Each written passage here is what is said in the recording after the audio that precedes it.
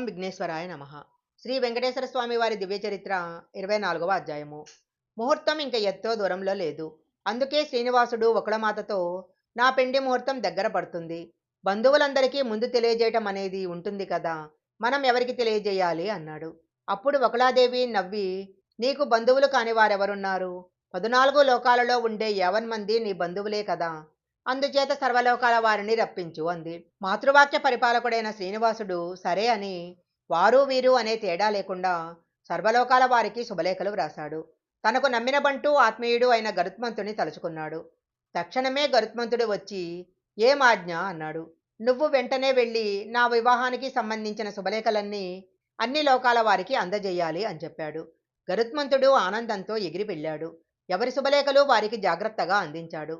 శేషాచలానికి పెళ్లివారి రాక ప్రారంభమైంది. బ్రహ్మ, సరస్వతి, పార్వతి, ఈశ్వరుడు, బృహస్పతి అందరూ వచ్చేశారు.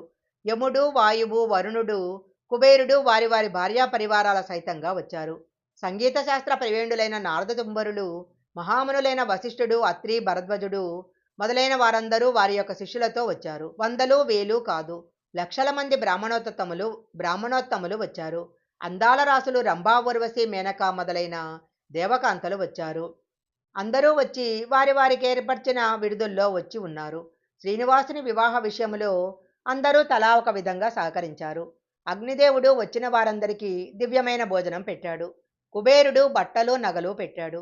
వాయుదేవుడు సుగంధ ద్రవ్యాలు, పుష్పాలు మున్నగునవి అందించాడు. ఇక మొత్తం మీద పెత్తనం చలాయించిన వారెవరంటే ఇంద్రుడే. పురోహితుడు ఎవరయ్యా అంటే వశిష్ఠ మహర్షి. ఈ విధంగా నిర్ణయించుకున్న తర్వాత పెండి సన్నాహాలు ప్రారంభించి పనులన్నీ చురుకుగా కొనసాగిస్తున్నారు. వకుళాదేవి, పార్వతి, అరుంధతి శ్రీనివాసుని మంగళ స్నానానికి చెందిన ఏర్పాట్లు చేశారు. ఒక రత్నపీఠం పైన శ్రీనివాసుని కూర్చుండబెట్టి మంగళవాయిద్యాలు ధ్వనిస్తుండగా ముత్తైదువులు మంగళహారతులు పాడసాగారు. అలా పాడుతూనే సుగంధభరితమైన తైలం రాసి పన్నీట జలకమాడించారు. నుదుట కస్తూరికా తిలకం పెట్టారు. బుగ్గకు కాటుక చుక్క పెట్టారు. పట్టు పీతాంబరాన్ని కట్టించారు. ప్రయాణ ముహూర్తము దగ్గరవుతున్నదనగా వారందరూ పంచభక్ష పరమాన్నాలు సుష్టుగా భుజించారు. ఎవరి వాహనాలు వారు సిద్ధం చేసుకోసాగారు. శ్రీనివాసుడు గరుడ వాహనం అధిష్ఠించాడు. బ్రహ్మదేవుడు హంసవాహనాన్ని ఎక్కాడు. ఇంద్రుడు మొదలైన వారు వారి వారి వాహనాలు ఎక్కారు. ముత్తైదువులు, మహర్షులు పల్లకీలనెక్కారు. శ్రీనివాసుడు అందరూ శేషాచలం నుంచి కింది వైపుకు దిగుతూ నారాయణపురానికి ప్రయాణం చేయసాగారు. మార్గమధ్యంలో పద్మతీర్థములో సుఖముని యొక్క ఆశ్రమం ఉంది. సుఖముని శ్రీనివాసుడు పెండివారు ఆశ్రమ సమీపానికి వస్తున్నారన్న విషయం గమనించి ఎదురెళ్ళి శ్రీనివాసుని కలుసుకున్నాడు. శ్రీనివాస, నువ్వు ఆదిదేవుడవు. ఇప్పుడు నువ్వు నాకు ఒక కోరిక తీర్చాల్సింది అన్నాడు. అప్పుడు శ్రీనివాసుడు సరే తీరుస్తాను చెప్పమని అడగగా, కొన్ని క్షణాలైనా నువ్వు మా ఆశ్రమంలో ఉండి నేనిచ్చే విందును స్వీకరించమని కోరుతున్నా అన్నాడు సుకుడు.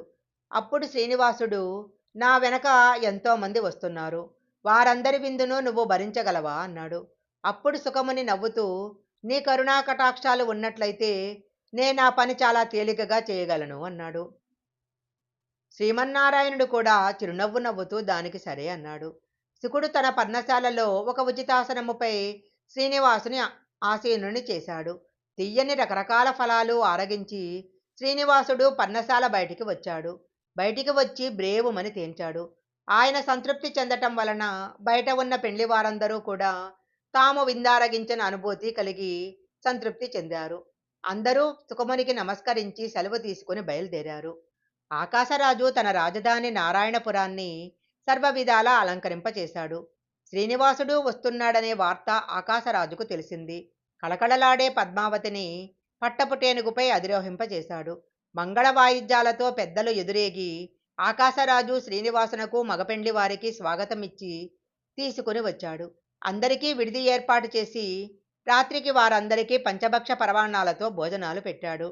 దైవజ్ఞుడైన వశిష్ఠునితో సంప్రదించి కళ్యాణానికి కావలసిన సరంజామా అంతా ఒకచోట చేర్పించాడు.